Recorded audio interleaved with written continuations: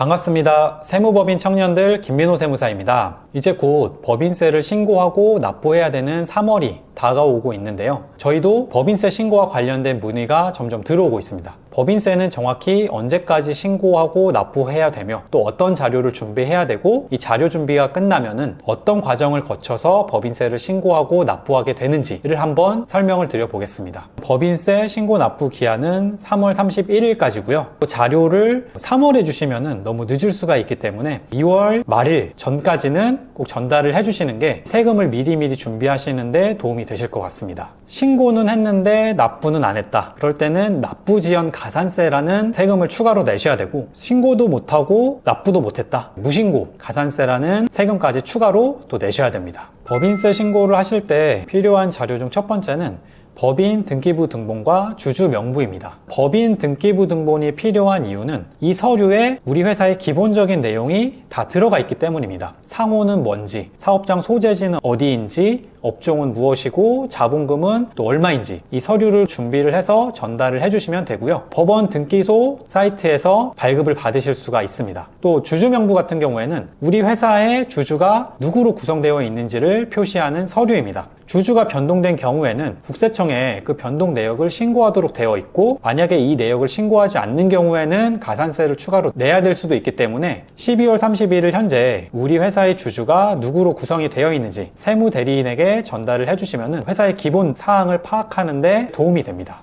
두 번째 자료는 법인 통장 거래 내역입니다. 이때는 거래 내역이 없다고 하더라도 잔액만 있어도 일단은 다 제출을 하시는 게 좋습니다. 이 통장 거래 내역이 필요한 이유는 우리 회사의 온전한 회계 장부를 만들기 위해서입니다. 1월부터 12월까지의 거래 내역을 엑셀 등으로 다운받아서 세무사 사무소에 전달을 해주시면 법인세 신고를 준비하는 데 도움이 됩니다. 세 번째 자료는 이자 배당소득 원천징수 영수증입니다. 이 서류는 우리 회사가 1년 동안 받은 이자 금액, 배당 금액이 얼마인지, 그리고 그 금액에 대해서 국가가 원천징수해간 금액이 얼마인지, 즉 미리 납부한 세금이 얼마인지 나와 있는 서류입니다. 예를 들어서 우리 회사가 은행이자 1,000원을 받게 되었습니다. 1,000원의 14%인 140원을 국가에 미리 납부하고 860원만 우리 회사의 통장으로 입금이 되죠. 나중에 법인세를 계산을 할 때 이 140원을 차감하고 나머지 금액을 납부하도록 되어 있기 때문에 은행이나 은행 사이트에 가서 이 이자 배당 소득 원천징수 영수증을 발급받으신 다음에 세무대리인에게 전달을 해주셔야 법인세를 조금이라도 덜 납부하실 수 있다라는 점에서 이 서류를 꼭 챙기시면 좋을 것 같습니다. 네 번째 자료는 임대차 계약서입니다. 이 서류는 우리 회사가 기존에 제출했던 임대차 계약서와 조건이 달라지지 않았거나 사업장에 변동이 없다라고 하면은 제출하지 않으셔도 되고요. 보증금이나 임차료 같은 조건이 바뀌었거나 아니면 사업장이 이전한 경우에는 전달을 해주셔야 됩니다. 세무대리인 입장에서는 임대차 계약이 변동을 했는지 사업장이 이전을 했는지 통장만 가지고서는 알 수가 없기 때문입니다. 특히 임차료 같은 경우에는 비용으로 처리가 되고 결국에는 법인세를 줄여주는 효과가 있기 때문에 임대차 계약서를 꼭 전달을 해주시는 것이 좋습니다. 이때 원본을 제출하실 필요는 없고 사본을 제출하셔도 무방합니다. 다섯 번째 자료는 대출 내역입니다. 이 자료는 12월 31일 현재 대출 잔액이 얼마인지, 또 1년 동안 회사가 지불한 이자 금액이 얼마인지를 나타내주는 서류입니다. 세무대리인은 통장 기록만 봐서는 총 얼마의 원금을 상환을 했고 얼마의 이자 비용을 지불했는지를 정확히 알 수가 없습니다. 따라서 이 자료 제출을 통해서 정확한 원금 상환 금액이 얼마인지 또 이자 비용이 얼마인지 표시되도록 하는 것이 중요합니다. 그리고 이자 비용은 비용 처리가 되고 법인세를 줄여주는 효과가 있습니다. 은행이나 은행 사이트를 통해 이 자료를 발급받아 세무대리인에게 전달을 해주시면 됩니다.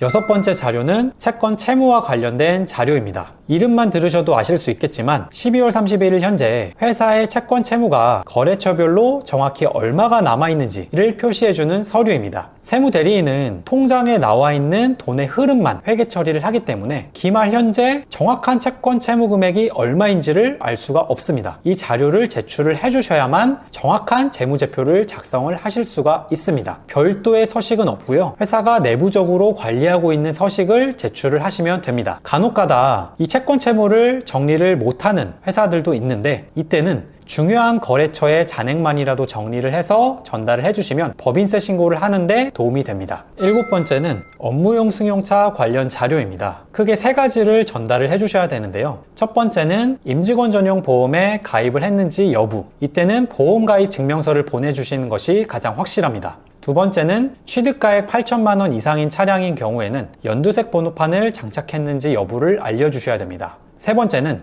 운행 기록을 작성했는지 여부를 알려주셔야 됩니다. 법인세 신고를 할 때 이 3가지를 잘 지키고 있는지 체크를 하도록 되어 있고, 이 요건을 충족하지 못한 경우에는 업무용 승용차와 관련된 비용이 부인당하고 법인세를 추가로 더 내야 될 수도 있습니다. 이 자료들을 정리해서 전달해 주시면 법인세 신고하는데 도움이 될 것 같습니다. 그 밖의 자료로는 상품이나 제품을 매매하는 회사라면은 기말 재고 금액이 얼마인지, 기부를 했다면 기부금 영수증, 경조사비를 지출했다면 관련된 증빙, 채권 중에 못 받을 금액이 있다라고 하면은 어떤 거래처에 얼마의 금액인지 등을 알려주시면 좋고, 세무대리인이 이 외에 별도의 자료를 요청하는 경우에는 그에 맞게끔 자료를 작성해서 제출을 하시면 됩니다. 이렇게 자료 제출을 다 하면은 세무대리인은 재무제표를 먼저 작성을 합니다. 그리고 재무제표 작성이 끝나면 세무조정을 통해 법인세를 신고를 하고요. 보통은 이때 법인 지방소득세까지 함께 신고를 합니다. 여기까지 마무리가 되면은 세무대리인은 회사에 신고서와 접수증, 납부서를 전달하는데, 납부서는 법인세와 법인 지방소득세 이렇게 총 2장을 전달을 해드릴 겁니다. 그러면 회사는 3월 31일까지는 법인세를 납부를 하고 4월 30일까지 법인 지방소득세를 납부하시면 됩니다. 여기까지 하면은 법인세의 모든 과정이 마무리됩니다.